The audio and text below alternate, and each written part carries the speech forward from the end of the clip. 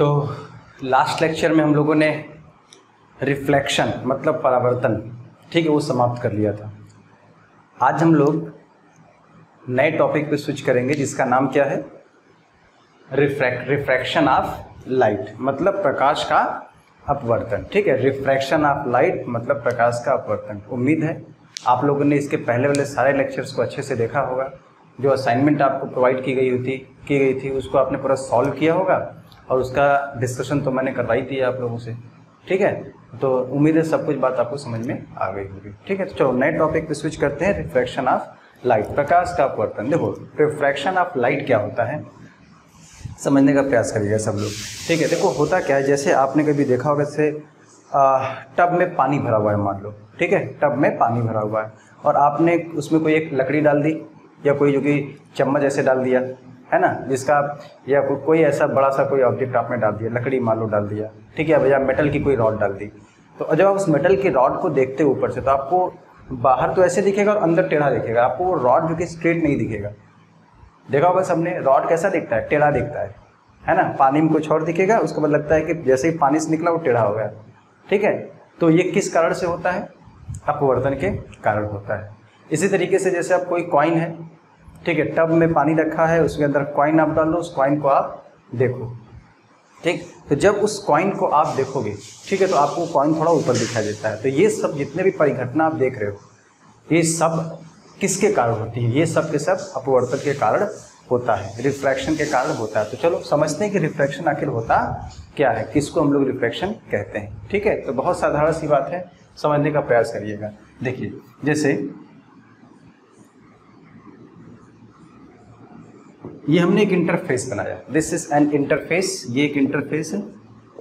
Interface मतलब अंतरापृष्ठ, जो दो माध्यमों को पृथक करता है, जो दो मीडियम्स को सेपरेट करता है। यहाँ एक मीडियम है, इसके नीचे एक मीडियम है, इसके ऊपर एक मीडियम, इसके नीचे दूसरा मीडियम।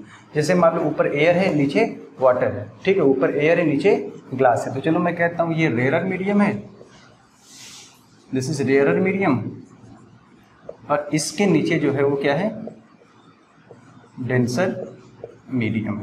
ठीक है, तो देखो होता क्या है, जब कोई लाइट रे एक मीडियम से दूसरे मीडियम में एंटर करती है। ठीक है, जब कोई लाइट रे एक मीडियम से दूसरे मीडियम में एंटर करती है तो अपने पाथ से डेविएट हो जाती है, वो अपने पथ से विचलित हो जाती है। इसी घटना को हम लोग क्या कहते हैं, रिफ्रैक्शन ऑफ लाइट कहते हैं। देखो कैसे इस बात को समझना, जो मैंने बोला उसको आप समझने का प्रयास करिएगा। जैसे देखो ये कोई लाइट रे है, ठीक है, ये कोई एक लाइट रे है। ठीक है, इस तरीके से ये कोई लाइट रे इस तरीके से। ठीक है, ये इंटरफेस पे टकराई और ये इस पॉइंट पे क्या बन गया, नॉर्मल बन गया। नॉर्मल पहले भी जान चुके हैं हम लोग। ठीक है, तो ये लाइट रे ऐसे आई, इस एयर है मान लो, नीचे वाटर मान लो, ऊपर रेयरर मीडियम, नीचे डेंसर मीडियम। तो कोई लाइट रे इस तरीके से आई। ठीक है, मान लो आई एंगल पे आई है, आई नॉर्मल से कितना एंगल बनाया, इंसिडेंट लाइट रे आई, तो आई एंगल पे लाइट रे आई। ठीक है, जैसे इंटरफेस पे टकराई उसके बाद जो मीडियम है वो क्या हो गया, चेंज हो गया। नहीं, उसके बाद जो मीडियम वो क्या हो गया, चेंज हो गया। तो देखो होगा क्या, जैसे ही वो इस डेंसर मीडियम में प्रवेश करेगी वो अपने पाथ से विचलित हो जाएगी, अपने पाथ से डेविएट हो जाएगी। पाथ से डेविएट होने का क्या मतलब, पहले वो जिस रास्ते पे चल रही थी उस रास्ते को छोड़ के कोई और रास्ता जो कि वो अटेन कर लेगी। बात समझ में आ रही कि नहीं। आपको पता है लाइट हमेशा किस में चलती है, स्ट्रेट लाइन में चलती है, और प्रकाश का पथ सदैव एक सरल रेखा में होता है। क्लियर है बात। ठीक, तो जैसे ही वो इस मीडियम से इस मीडियम में आएगी वो अपने पथ से विचलित हो जाएगी, मतलब उस रास्ते को छोड़ के कोई दूसरा रास्ता वो अपना लेगी। ठीक है, और इसी घटना को हम लोग कहते हैं प्रकाश के पथ में विचलन हो गया, मतलब क्या हो गया, अपवर्तन हो गया। तो देखो जैसे ही इसमें से इसमें आएगी वो अपने रास्ते को छोड़ कोई दूसरा रास्ता, जैसे ये रास्ता वो पकड़ लेगी। ठीक है, ये रास्ता उसने क्या किया, पकड़ लिया। ठीक, तो हम लोग कहेंगे कि प्रकाश का अपवर्तन हो गया। फिर से देख लो, ये लाइट रे का एक्चुअल पाथ कैसा था, ये स्ट्रेट लाइन इस तरीके का पाथ है, डॉटेड पाथ, लेकिन जैसे मीडियम में चेंज आया वो इस रास्ते को छोड़ के कोई दूसरा रास्ता पकड़ ली सीधी रेखा में। इसी घटना को हम लोग क्या कहते हैं, अपवर्तन कहते हैं। ठीक है, तो इस एंगल को हम लोग कहेंगे आई, इस एंगल को हम लोग कहेंगे R, angle of refraction, normal और रिफ्रैक्टेड लाइट रे के बीच का एंगल। ठीक है ना, इसको क्या बोलेंगे हम लोग, इंसिडेंट रे इसको क्या बोलेंगे हम लोग, रिफ्रैक्टेड। जो जैसा हम लोग मिरर में पढ़ते थे रिफ्लेक्टेड होता था, वहां पे हो गया रिफ्रैक्टेड रे। क्लियर इस तरीके से। तो एंगल आई, ये एंगल आर। आई को हम लोग क्या कहेंगे, एंगल ऑफ इंसिडेंस। आर को क्या बोलेंगे, एंगल ऑफ रिफ्रैक्शन। आई का मतलब क्या हुआ, इसको अपन लोग बोलेंगे एंगल ऑफ इंसिडेंस, और आर को क्या बोलेंगे हम लोग, एंगल ऑफ रिफ्रैक्शन। इसको हम लोग बोलेंगे एंगल ऑफ इंसिडेंस और एंगल ऑफ रिफ्रैक्शन। तो ये सारी बातें यहाँ पे हो गई। इसको हम लोग कहते हैं रिफ्रैक्शन ऑफ लाइट। इसी तरीके से एक और एग्जांपल देखो आप, ठीक है। जैसे मान लो इस बार ये है डेंसर मीडियम, और ये क्या है इधर रेयरर मीडियम, ठीक है। इधर क्या है, रेयरर मीडियम। अब लाइट रे जैसे मान लो इसमें चली ऐसे यहाँ पे टकराई, ये इस तरीके से लाइट रे का पाथ हुआ। तो अगर ये मीडियम, ये इंटरफेस नहीं हुआ होता तो लाइट कुछ इस तरीके से चलती, अगर ये इंटरफेस नहीं रहा होता तो लाइट कुछ इस तरीके से चलती। लेकिन जैसे ही मीडियम चेंज होगा वो इस रास्ते को छोड़ के कोई दूसरा रास्ता पकड़ लेगी। इस बार ये रास्ता कैसे पकड़ेगी, ऐसे पकड़ लेगी, ठीक है। ये रास्ता इस तरीके से पकड़ लेगी, ठीक है। इसका जो एक्चुअल पाथ है स्ट्रेट लाइन, उसको छोड़ के वो कोई अन्य रास्ता को पकड़ लेगी, किसी अन्य पाथ को पकड़ लेगी। इसी घटना को हम लोग क्या कहेंगे, रिफ्रैक्शन कहेंगे। तो ये हो गया हमारा आई। इस बार रिफ्रैक्टेड लाइट रे, ये रिफ्रैक्टेड लाइट रे से नॉर्मल जो एंगल बनाएगा इसको हम लोग क्या बोलेंगे, कहेंगे आर, ठीक है। और ये उसी तरीके से क्या हो गया, नॉर्मल हो गया, ठीक है। ये इंसिडेंट लाइट रे, वो रिफ्रैक्टेड लाइट रे। तो इसी घटना को हम लोग क्या कहते हैं, रिफ्रैक्शन कहते हैं, ठीक है। तो रिफ्रैक्शन की क्या डेफिनेशन निकल के आई, जब कोई लाइट रे एक मीडियम से दूसरे मीडियम में जाती है तो अपने पाथ से डेविएट हो जाती है। इसी घटना को हम लोग क्या बोलते हैं, रिफ्रैक्शन कहते हैं। तो इस बात को मैं लिख देता हूं, ठीक है। When a light ray goes from one medium to another, okay, it deviates from its path, okay. This phenomenon is known as refraction. इस फिनोमेनन को हम लोग क्या बोलते हैं, रिफ्रैक्शन बोलते हैं, ठीक है। तो ये सब चीज़ें आपको नोट करना है, अपने नोटबुक में सारी चीज़ें लिखनी है, ठीक है। इसको हम लोग कहते हैं रिफ्रैक्शन, ठीक। अब देखो डेविएशन किस प्रकार से होता है, ठीक है। किस प्रकार से डेविएशन होता है, जब मीडियम चेंज होता है, अर्थात जब लाइट रे रेरर मीडियम से डेंसर मीडियम में जाती है, अथवा डेंसर मीडियम से रेरर मीडियम में जब जाती है, तो किस तरीके से डेविएशन होता है। देखो, जब लाइट रे रेरर मीडियम से डेंसर मीडियम में जाती है, जैसे यहाँ पर दिखाया गया है, जब लाइट रे रेरर मीडियम से डेंसर मीडियम में जाती है, देखो इसका एक्चुअल पाथ ये था और ये इधर मुड़ गई, इस साइड झुक गई। मतलब ये नॉर्मल, देखो ना, ये नॉर्मल हमारा हमेशा रेफरेंस होता है। मैंने ये भी बता रखा है कि जो भी हम लोग एंगल मेजर करते हैं, चाहे रिफ्लेक्शन में चाहे रिफ्रैक्शन में, ठीक है, हमेशा नॉर्मल से ही मेजर करते हैं। एंगल ऑफ इंसिडेंस क्या है, नॉर्मल और इंसिडेंट लाइट रे के बीच का एंगल। एंगल ऑफ रिफ्रैक्शन क्या है, देखिए, नॉर्मल और रिफ्रैक्टेड लाइट रे के बीच का एंगल, ठीक है। तो वापस मुद्दे पे आते हैं हम लोग। एक्चुअल पाथ ये था, ये किधर मुड़ गई बताइए, नॉर्मल की ओर झुक गई। तो इससे क्या पता चला, जब लाइट रे रेरर से डेंसर मीडियम में जाती है तो ये नॉर्मल की ओर झुक जाती है, ठीक है। It bends towards normal. इसी तरीके से जब डेंसर से रेरर मीडियम में जाती है, देखो क्या हो रहा है, ये लाइट रे का एक्चुअल पाथ है डॉटेड वाला, जैसे ही मीडियम चेंज हुआ, देखो ये उस साइड भाग गई, मतलब नॉर्मल के नज़दीक गई या नॉर्मल के दूर गई। तो आपको सर इस बार तो नॉर्मल के दूर चलेगी, नॉर्मल से इस बार दूर चल गई। ये इसका एक्चुअल पाथ था, ये इधर हट गई, तो मतलब नॉर्मल से दूर चली गई। और अगर इधर आती जैसे यहाँ पे, तो ये नॉर्मल की ओर, ठीक है, झुक गई, ठीक। तो इससे क्या पता चला कि जब कोई लाइट रे रेरर से डेंसर मीडियम में जाती है, it bend towards normal, and when it goes from denser to a rarer one, it bends away from normal. तो इस बात को भी आप लिखोगे क्या, कि when a light ray goes from rarer to a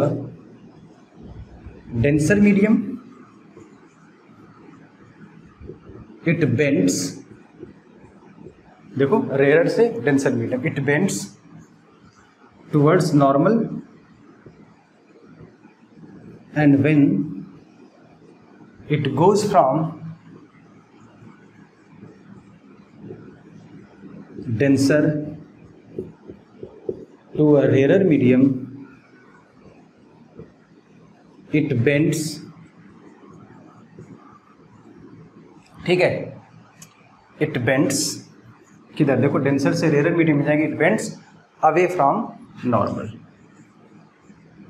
away from normal, ठीक है, जब डेंसर से रेयर मीडियम में जाएगी तो it will bend away from normal। चलो बहुत बढ़िया। तो ये हो गया रिफ्रैक्शन के बारे में सारी बातें, ठीक है। इसमें एक चीज और बता दें, एंगल ऑफ डेविएशन भी थोड़ा देख लेते हैं इसमें, ठीक है। Angle of deviation, angle of deviation क्या होता था जरा बताइए। मैंने बताया था इंसिडेंट लाइट रे की डायरेक्शन, रिफ्लेक्शन में क्या पढ़ते हैं, इंसिडेंट लाइट रे की डायरेक्शन और रिफ्लेक्टेड लाइट रे की डायरेक्शन के बीच का एंगल। तो यहाँ पे क्या बोलेंगे हम लोग, इंसिडेंट लाइट रे की डायरेक्शन और रिफ्रैक्टेड लाइट रे की डायरेक्शन के बीच का जो एंगल होगा उसको एंगल ऑफ डेविएशन कहेंगे, ठीक है। और एंगल ऑफ डेविएशन हमेशा इंसिडेंट लाइट रे से जो फाइनल लाइट रे है, चाहे वो रिफ्लेक्टेड हो या रिफ्लेक्टेड लाइट रे, उसकी डायरेक्शन मेजर करते हैं। तो देखो आप लोग यहाँ पे एंगल ऑफ डेविएशन क्या होगा, ये डॉटेड वाला इंसिडेंट लाइट रे की डायरेक्शन है, ये रिफ्लेक्टेड लाइट रे की डायरेक्शन, तो ये हमारा डेल्टा होगा। और ये डेल्टा किसके बराबर होगा, देखो ये आई है तो ये पूरा भी तो आई होना चाहिए, ये पूरा आई होगा, उसमें से आर हो गया भाई, वर्टिकली अपोजिट एंगल होगा ना, ये देखो ये स्ट्रेट लाइन, ये स्ट्रेट लाइन, ये तो ये आई, तो ये भी क्या होगा आई, उसमें से आर, तो ये आई माइनस आर हो जाएगा। इसी तरीके से यहाँ पे ये आपका इंसिडेंट, ये डॉटेड वाला इंसिडेंट लाइट रे की डायरेक्शन, ये रिफ्लेक्टेड लाइट रे की डायरेक्शन, तो क्या ये इंसिडेंट से रिफ्लेक्टेड पे जाएंगे हम लोग एंटी क्लॉकवाइज, ये हमारा एंगल ऑफ डेविएशन होगा, ठीक है। किसके बराबर होगा, कहने वाली बात नहीं, देखो पूरा आर है, ये आई, तो ये वाला एंगल भी कितना होगा, आई होगा, देखो वर्टिकली अपोजिट एंगल, ठीक। तो ये कितना हो जाएगा बताइए इस बार, आर माइनस आई। तो इस तरीके से एंगल ऑफ डेविएशन भी इसमें हम लोग देख सकते हैं। तो ये हमारा हो गया रिफ्रैक्शन ऑफ लाइट, ठीक है। ये फिनोमेनन समझ में आया क्या होता है, चलिए बहुत बढ़िया। चलो कुछ और बातें इसमें हम लोग करते हैं।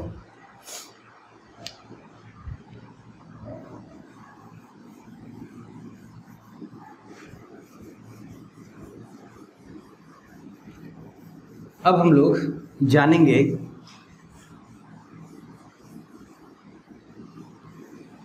किसके बारे में, रिफ्रैक्टिव इंडेक्स।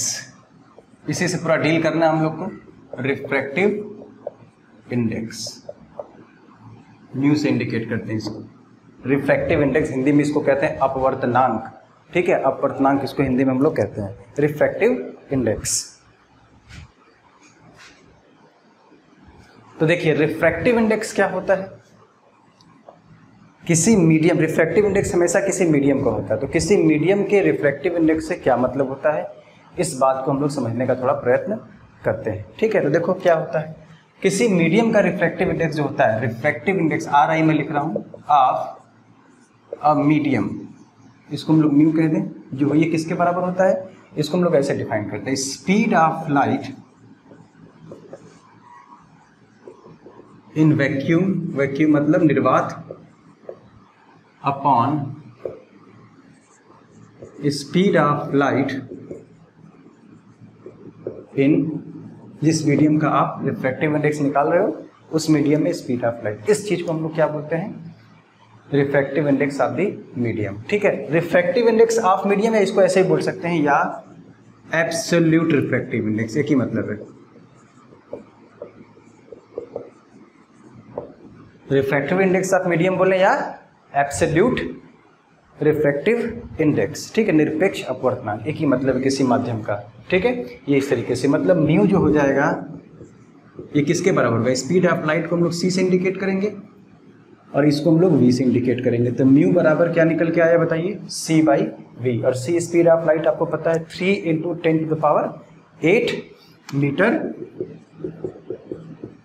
पर सेकेंड, सबको याद होगा, ठीक है। तो ये म्यू बराबर क्या आ गया, सी बाई वी। अब जरा समझते हैं कि म्यू आखिर बताता क्या है, ठीक है, म्यू आखिर बताता क्या है। देखो अगर मैं कहूँ वी बराबर कितना हो जाएगा यहाँ से, सी बाई म्यू, ऐसा हो जाएगा। तो अगर म्यू की वैल्यू जैसे मान लो 2 है, तो इससे क्या पता चलेगा, v की वैल्यू c/2 होगा। अगर म्यू बराबर 3 है, v बराबर क्या होगा c/3। हाँ, अब इसको समझने की कोशिश करो कि अगर म्यू बराबर 2 है तो उस माध्यम, अगर किसी माध्यम का अपवर्तनांक रिफ्रैक्टिव इंडेक्स 2 है तो उस माध्यम में स्पीड ऑफ लाइट c/2 होगी, मतलब प्रकाश की चाल की आधी होगी।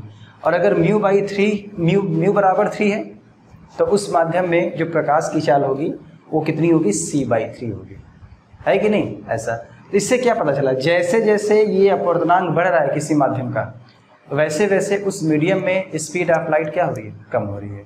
तो अगर म्यू बढ़ रहा है तो v क्या हो रहा है, घट रहा है, ऐसा कुछ हो रहा है। इससे क्या पता चला, इसका मतलब अगर, अच्छा एक चीज़ और देखो, अगर स्पीड ज़्यादा है तो वो माध्यम, वो मीडियम डेंसर होना चाहिए कि रेयर होना चाहिए, ऑब्वियस है।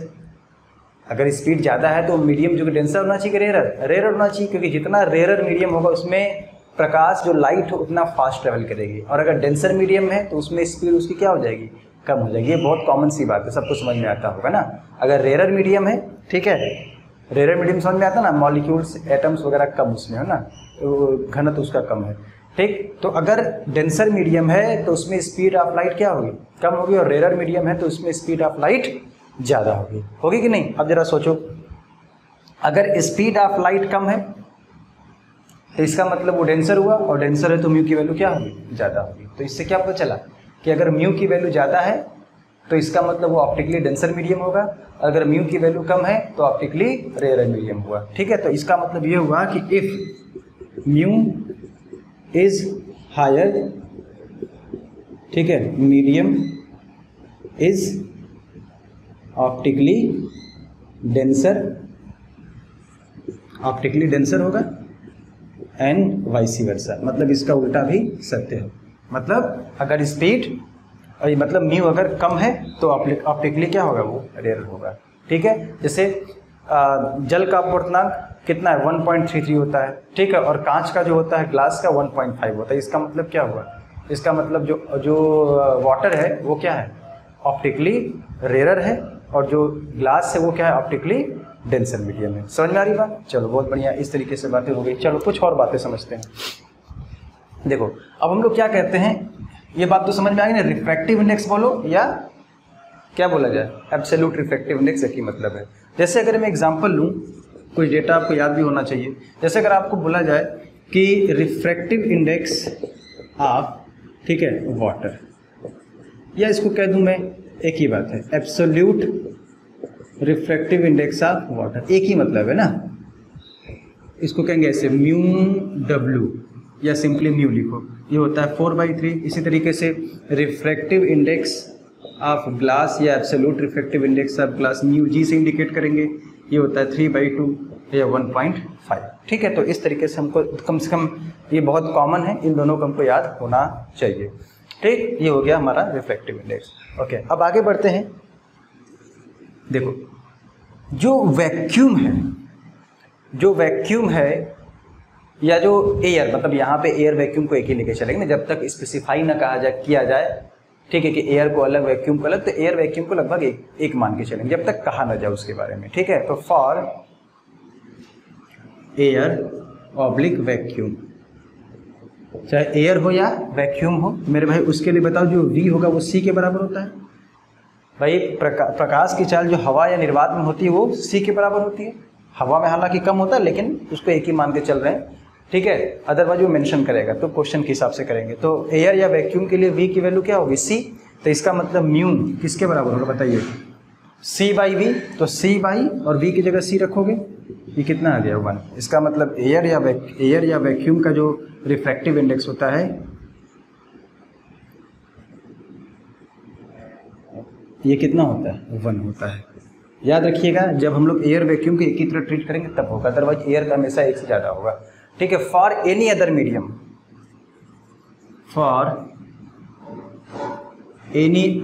मीडियम, किसी अन्य माध्यम के लिए, जैसे ऑयल हो गया, ग्लास हो गया, वाटर हो गया, ग्लिसरीन हो गया, ठीक है, कोई भी दूसरा लिक्विड हो, कोई भी दूसरा मीडियम हो, मुझे बताओ हमेशा उसमें प्रकाश की चाल, ठीक है, C से कम हुई कि नहीं। C हमेशा निर्वात में होता है, 3 × 10⁸ मीटर पर सेकेंड हमेशा निर्वात में होता है। ये लाइट की सबसे ज़्यादा स्पीड होती है। बाकी किसी भी माध्यम में, किसी भी और माध्यम में जो स्पीड ऑफ लाइट होती है वो क्या होती है, कम होती है। तो अगर स्पीड ऑफ लाइट अगर कम है मेरे भाई, समझिएगा ध्यान से, अगर स्पीड ऑफ लाइट कम है, v की वैल्यू अगर c से ज़्यादा है किसी भी माध्यम में, तो ये कम ये ज़्यादा, ये कम ये ज़्यादा। तो इसका मतलब मैं कह सकता हूँ जो म्यू होगा वो ग्रेटर देन 1 होना चाहिए कि नहीं, बताइए।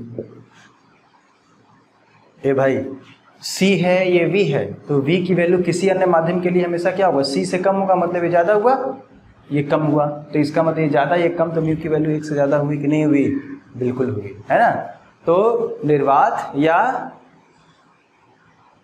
हवा जो है, वायु एयर, उसके लिए रिफ्रैक्टिव इंडेक्स हम लोग 1 मानेंगे, 1 होगा।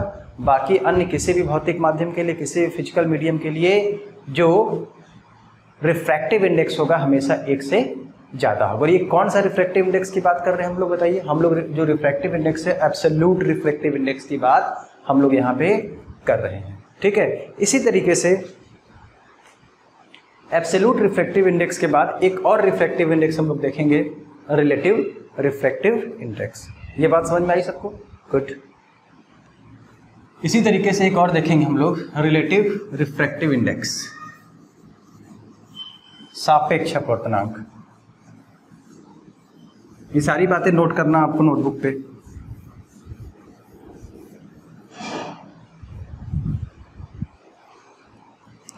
तो दूसरा जो है वो है रिलेटिव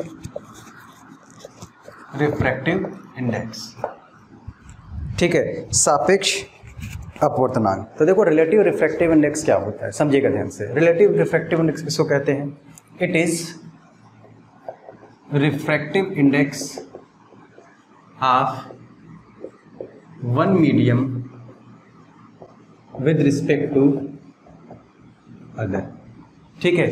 एक माध्यम का किसी दूसरे माध्यम के सापेक्ष जो अपवर्तनांक होता है उसको हम लोग रिलेटिव रिफ्रैक्टिव इंडेक्स कहते हैं, ठीक है। इसको हम लोग ऐसे कहेंगे, इसका रिप्रेजेंटेशन देखो, 1μ2 ऐसे लिखेंगे या μ12 ऐसे लिखेंगे, एक ही मतलब है ना। देखो नोटेशन ऐसा होगा, रिलेटिव रिफ्रैक्टिव इंडेक्स जब लिखेंगे तो इस म्यू के लेफ्ट राइट या म्यू के राइट 2 सबस्क्रिप्ट होंगे, एक सबस्क्रिप्ट ये, दूसरा ये, और यहाँ पे 2 सबस्क्रिप्ट हैं, इस तरीके से। इसको हम लोग कहेंगे, इसको कैसे पढ़ेंगे, इसको कहेंगे हम लोग रिफ्रैक्टिव इंडेक्स ऑफ, ठीक है, 2 मीडियम हमारे पास, मीडियम 1 ये मीडियम 2। 1 का मतलब पहला मीडियम जो भी मीडियम है, 2 का मतलब दूसरा मीडियम। पहले रीड करने का तरीका समझो आप, ठीक है। तो इसको हम लोग क्या बोलेंगे, रिफ्रैक्टिव इंडेक्स ऑफ जो राइट वाला मीडियम है विद रिस्पेक्ट टू जो लेफ्ट वाला मीडियम है, ठीक है। तो refractive index of medium 2 with respect to medium 1, medium 2 के रिस्पेक्ट में मीडियम 1 का रिफ्रैक्टिव इंडेक्स, ठीक है। इस चीज को ऐसे रीड करेंगे। जैसे अगर मैं कहूँ WμG, बताओ इसको क्या रीड करोगे आप, WμG को क्या रीड करोगे, W stands for water and G stands for glass. तो क्या बोलोगे, refractive index of right side वाला medium with respect to left side वाला मीडियम। तो आप इसको क्या बोलोगे, refractive index of glass with respect to what, water. तो ये नोटेशन क्लियर है सबको। अच्छा, अब कैसे डिफाइन करते हैं, देखो। तो 1μ2 जो होता है वो किसके बराबर होता है, μ2 बाई μ1 के बराबर, ठीक है। किसी माध्यम 2 का माध्यम 1 के रिस्पेक्ट में जो रिफ्रैक्टिव इंडेक्स होता है वो किसके बराबर होता है, मीडियम 2 का absolute refractive index upon medium 1 का एब्सोल्यूट रिफ्रैक्टिव इंडेक्स। समझ में आई बात, मीडियम 2 का रिफ्रैक्टिव इंडेक्स अपॉन मीडियम 1 का रिफ्रैक्टिव इंडेक्स बराबर refractive index of medium 2 with respect to medium 1। कोई वो कितना आसान है, राइट वाला ऊपर लेफ्ट वाला नीचे, राइट वाला ऊपर लेफ्ट वाला नीचे। इस आधार पर बताओ WμG क्या होगा, बताइए। रिफ्रैक्टिव इंडेक्स ऑफ ग्लास या absolute refractive index of glass upon refractive index of water. इस तरीके से हम लोग निकाल सकते हैं, कोई दिक्कत की बात तो नहीं है। चलो बहुत बढ़िया। अच्छा एक बात और समझते हैं मेरे भाई, ये ऐसा हो गया। अच्छा बहुत बढ़िया। अगर मैं ये कह दूं, इफ मीडियम 1 इज एयर, अगर मीडियम 1 एयर या वैक्यूम हो, ठीक है, तो मुझे बताओ 1μ2 का क्या मतलब हुआ, बोलिए। इसका मतलब होगा μ2 अपॉन व्हाट, म्यू एयर। तो इसको मैं लिख सकता हूँ 1μ2 का मतलब W का, सॉरी 1 का मतलब एयर है, A म्यू टू बराबर म्यू टू अपॉन 1 हो जाएगा, और म्यू एयर कितना है 1 होता है, तो इसका मतलब ए म्यू टू को सिंपली मैं म्यू टू लिख सकता हूँ। मतलब ये क्या हुआ है, this is absolute refractive index of medium two, और ये क्या है refractive index of medium two with respect to air. तो एक बात और समझ में आया क्या, कि किसी मीडियम का एयर के रिस्पेक्ट में या वैक्यूम के रिस्पेक्ट में जो रिफ्रैक्टिव इंडेक्स होता है वही उस मीडियम का, फिर से देखिए, किसी मीडियम का एयर के रिस्पेक्ट में जो रिफ्रैक्टिव इंडेक्स होता है वही उस मीडियम का एब्सोल्यूट रिफ्रैक्टिव इंडेक्स होता है। ये तो अब म्यू टू क्या था, हमारा एब्सोल्यूट रिफ्रैक्टिव इंडेक्स है ना, ये mu one absolute refractive index है। तो किसी माध्यम का, ठीक है, जो एब्सोल्यूट रिफ्रैक्टिव इंडेक्स होता है उसका मतलब उस माध्यम का एयर के रिस्पेक्ट में, ठीक है।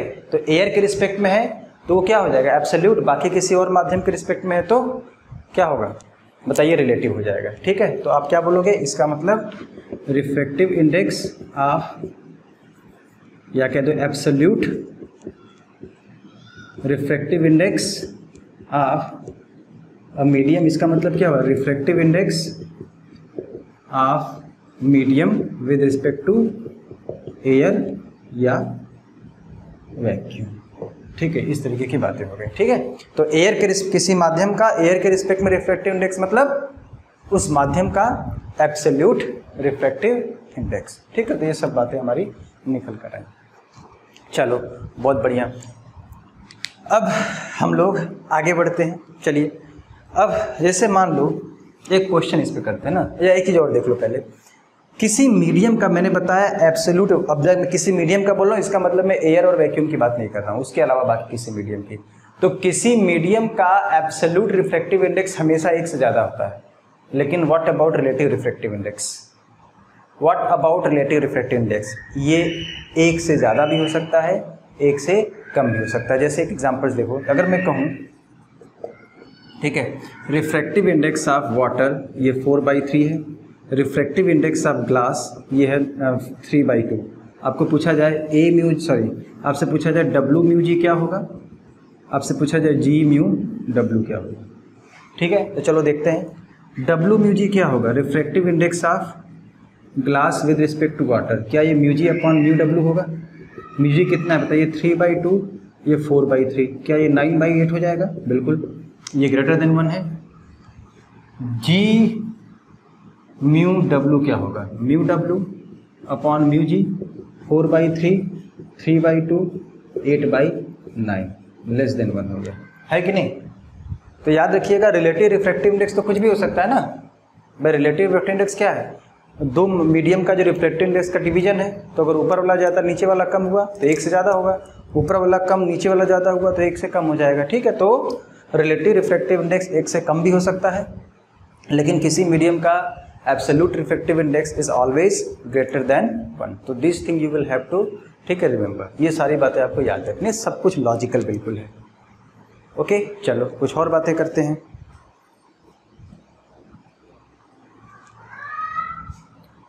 रिफ्रैक्टिव इंडेक्स के बारे में थोड़ी और चर्चा कर लेते हैं हम लोग,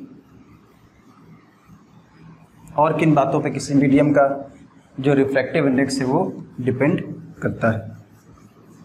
देखिए जो रिफ्रैक्टिव इंडेक्स है किसी मीडियम का, ठीक है, रिफ्रैक्टिव इंडेक्स जो किसी मीडियम का है वो किसी एक पर्टिकुलर लाइट के लिए ही, किसी एक पर्टिकुलर वेवलेंथ की लाइट के लिए ये कांस्टेंट होता है, ठीक है। अलग अलग रंगों की लाइट के लिए, मतलब अलग अलग वेवलेंथ की लाइट के लिए किसी मीडियम का जो रिफ्रैक्टिव इंडेक्स होता है वो डिफरेंट होता है, ठीक है। तो इस बात को मैं यहाँ लिख रहा हूँ, ठीक है। Refractive index of a medium also depends upon the light, upon the wavelength of light transmitting through it, ठीक है। मतलब किसी मीडियम का जो रिफ्रैक्टिव इंडेक्स होता है वो उस मीडियम में एंटर करने वाला, ट्रांसमिट करने वाला जो वेवलेंथ है लाइट का, उस बात पे भी डिपेंड करता है। जैसे एक चीज बात समझो, जैसे मान लो अपने पास एक कांच है, एक कांच है, तो आप कहोगे सर ये तो एक ही मटेरियल है कांच, तो इसका रिफ्रैक्टिव इंडेक्स कांस्टेंट होना चाहिए, बिल्कुल, लेकिन किसी एक पर्टिकुलर वेवलेंथ के लिए। जैसे अगर उस एक कांच मेरे पास है, अगर मैं कहूँ कि इसमें से मैंने नीला प्रकाश या वायलेट प्रकाश, बैंगनी प्रकाश में मैंने प्रवेश कराया, तो उस बैंगनी प्रकाश के लिए इस कांच का जो अपवर्तनांक होगा मेरे भाई 1.52 मान लो है, कितना है 1.52। जब मैंने उसमें रेड कलर की लाइट प्रवेश कराई तो रंग बदलने का मतलब क्या, वेवलेंथ बदल गई, ठीक है। तो जब मैंने उसमें रेड कलर की लाइट प्रवेश कराई तो उसी कांच का जो रिफ्रैक्टिव इंडेक्स है वो हो गया कितना इस बार 1.5 हो गया ना, वो कितना हो गया इस बार 1.5 हो गया, ठीक है। कांच वही है, मीडियम वही है, लेकिन अलग अलग रंगों के प्रकाश की किरणों के लिए उसका जो अपवर्तनांक है, उसका जो रिफ्रैक्टिव इंडेक्स है वो इस बार बदल गया, ठीक है। तो ये एक्सपेरिमेंटल बातें हैं, तो इसको हम लोग ऐसे कहेंगे, इसके लिए एक रिलेशन आता है, वो रिलेशन क्या होता है, mu is equal to A plus B by lambda square, जहाँ लैम्डा वेवलेंथ है, ठीक है, और ए और बी यहाँ पे कांस्टेंट है, ए बी कांस्टेंट, यहाँ पे ए बी कुछ कांस्टेंट है, उस लाइट से रिलेटेड कुछ कांस्टेंट है, मतलब और भी आगे तक होता है, लेकिन हमारे काम का इतना ही है, ठीक। और लैम्डा वेवलेंथ हमारा है, इसको हम लोग कहते हैं कॉचीज डिस्पर्शन फॉर्मूला, ठीक है। ये हम लोग डिस्पर्शन जो टॉपिक है वहाँ पे भी पढ़ेंगे,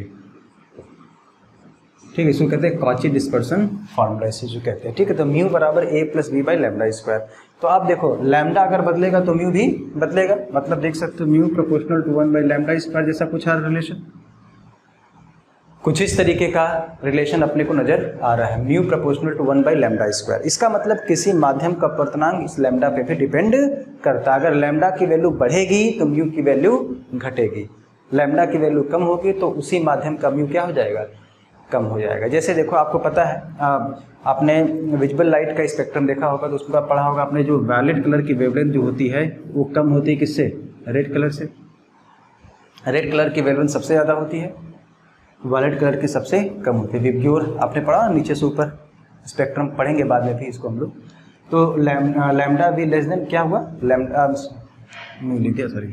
आर, तो लैम्डा भी less than lambda R. Violet colour की जो वेवलेंथ होती है वो रेड कलर की वेवलेंथ से हमेशा कम होती है, ठीक है। तो इस आधार पे अगर लैम्डा कम है तो म्यू ज़्यादा होना चाहिए। इसका मतलब बैंगनी रंग की प्रकाश की किरण के लिए, ठीक है, म्यू जो होगा, ठीक, कांच का ज़्यादा होगा, और रेड कलर के लिए उसी कांच का क्या हो जाएगा, कम हो जाएगा, ठीक। अभी मैंने वही एग्जांपल लिया, जैसे इसको मैं कर दूँ 1.52 आता है तो ये 1.5 निकल कर आता है, ठीक है। तो ये हमारा जो म्यू है वो और किन बातों पर डिपेंड करता है वो हमने आपको बता दिया, ठीक है। अब चलो कुछ और बातें इसमें समझते हैं। क्या,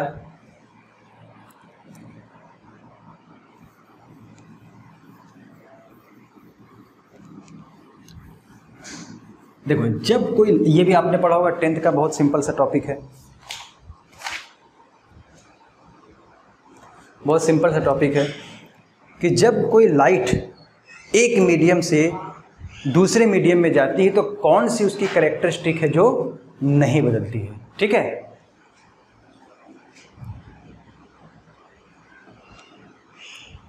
जब कोई लाइट एक मीडियम से दूसरे मीडियम में जाती है तो लाइट की कौन सी कैरेक्टरिस्टिक है जो नहीं बदलती, तो आपको पता है frequency.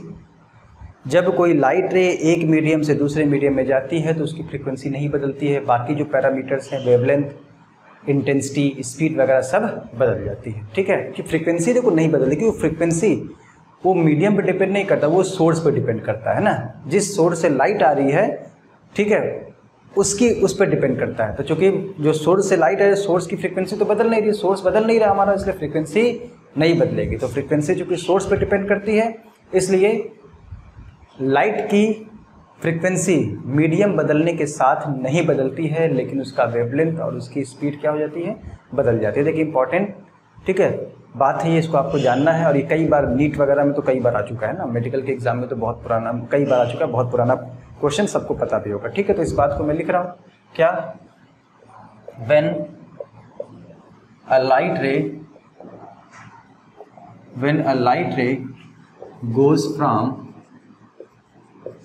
one medium to another, its frequency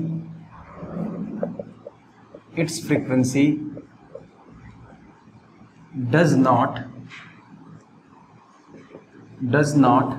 change. However, its wavelength,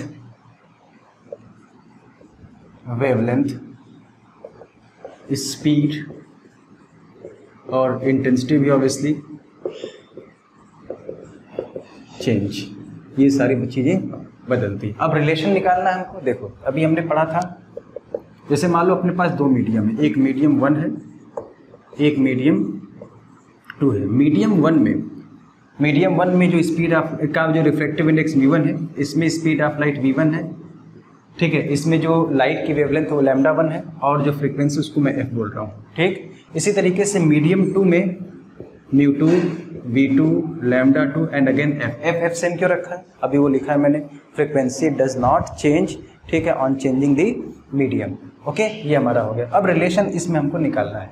अब आपने पढ़ा अभी कि म्यू बराबर क्या होता है?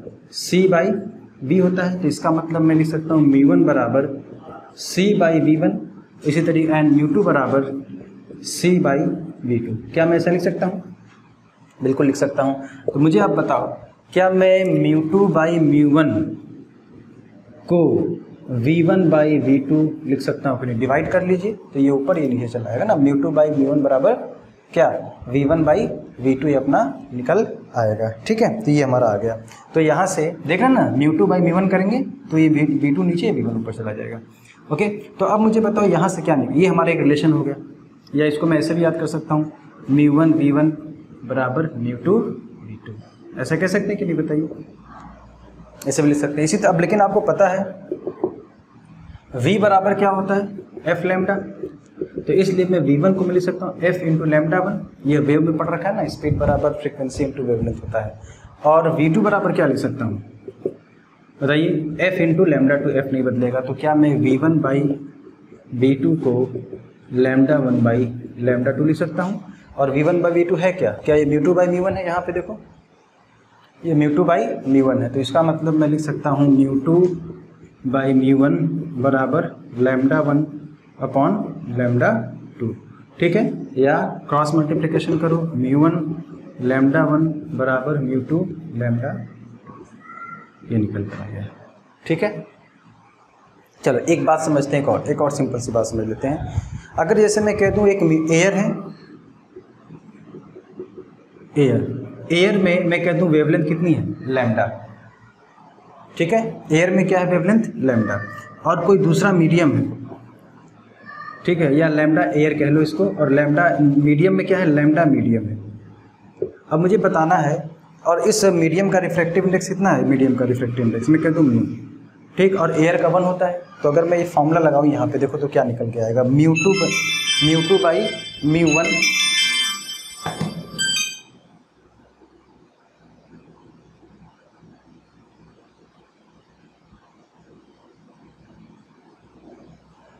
ओके। तो अगर मैं एक फॉर्मूला लगाऊं यहाँ पे, तो देखिए क्या निकल कर आएगा? μ2/μ1 जो होगा बराबर λ1/λ2। तो λ2 को मैं मीडियम, लैम्डा मीडियम या mu medium upon mu air, है ना। Mu medium upon mu air बराबर lambda air upon lambda medium, ये निकल कर आएगा। ओके, बहुत बढ़िया। अब मुझे बताओ, म्यू मीडियम का म्यू कह दिया मैंने, एयर का 1 बराबर lambda air upon lambda medium, ऐसा कुछ होगा। तो क्या मैं कह सकता हूँ बताइए, जो लैम्डा मीडियम होगा, क्या ये लैम्डा एयर अपॉन म्यू, ये भी याद रखिएगा, अच्छा है, ठीक है।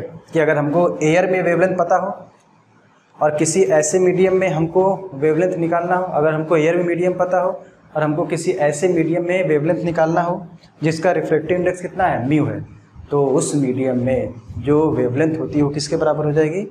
लैम्डा एयर अपॉन म्यू के बराबर। समझ में आया? क्या पता चला इससे बताइए? वेवलेंथ जो होती है एयर से किसी और मीडियम में अगर जाती है, अगर कोई लाइट रे एयर से किसी दूसरे मीडियम में जाती है तो उसका वेवलेंथ घटता है बढ़ता है? बताइए, घटेगा ना। म्यू की वैल्यू हमेशा 1 से ज़्यादा होगी एब्सोल्यूट रिफ्रैक्टिव इंडेक्स है मीडियम का। तो अगर ये चीज़ 1 से ज़्यादा है तो मीडियम लैम्डा मीडियम जो होगा लैम्डा एयर से कम हुआ कि नहीं? मतलब एयर में अगर 100 नैनोमीटर है तो मीडियम में क्या हो जाएगा? 100 नैनोमीटर से कम हो जाएगा। समझ में आई बात? चलिए एक क्वेश्चन करके देखते हैं इसके ऊपर।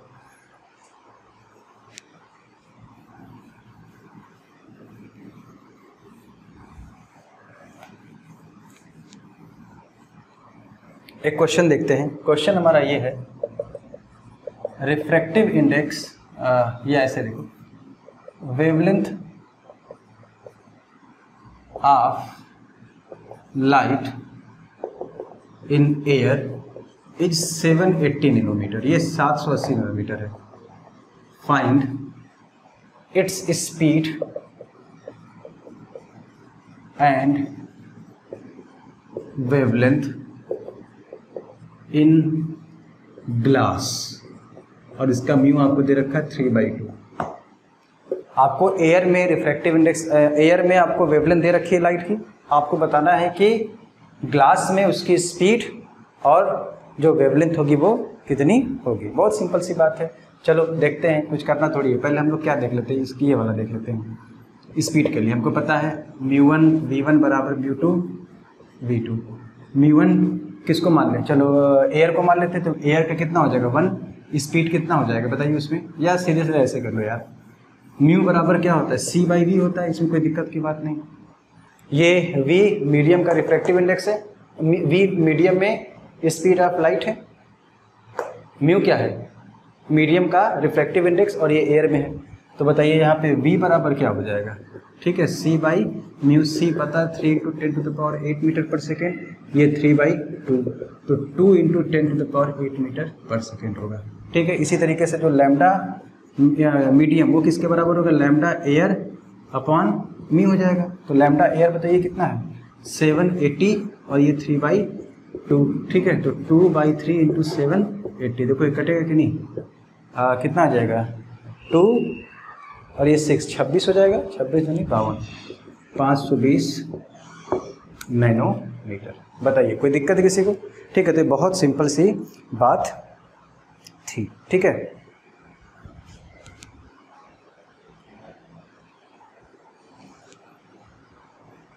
ओके तो ये it is all about refractive index. ये रिफ्रैक्टिव इंडेक्स के बारे में जितनी भी सारी बातें थी मैंने आपको बता दी। ठीक, और उम्मीद है सब बात समझे होंगे। अच्छे से पढ़िएगा, रिवीजन करिएगा। ठीक है, कोई डाउट होगा तो कांटेक्ट जो आपके पास उससे बात कर सकते हैं। ठीक है, तो आज का लेक्चर हम लोग यहीं पे रोकते हैं। नेक्स्ट टर्म पे हम लोग क्या देखेंगे? लॉज ऑफ रिफ्रैक्शन क्या होता है, स्नेल्स लॉ, उस पर कुछ अच्छे सवाल वगैरह हम लोग करेंगे। ठीक है, थैंक यू वेरी मच।